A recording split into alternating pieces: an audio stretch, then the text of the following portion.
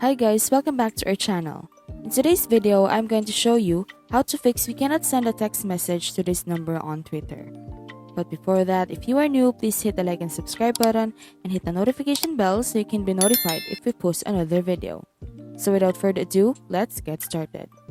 First, try deleting the Twitter application on your device and re-download it on Play Store or App Store.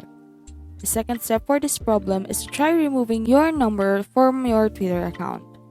To do that, just open a browser and go to twitter.com, then log into your account. Tap your profile picture at the top left corner, scroll through the settings and support, tap settings and privacy, go to your account, then tap on account information. You just have to retype your password and tap continue. Then under the phone number, tap it and change. If both of these steps do not work, all you have to do is to wait for Twitter to fix this problem. And that's it. Thank you for watching. We hope you learned something from this video.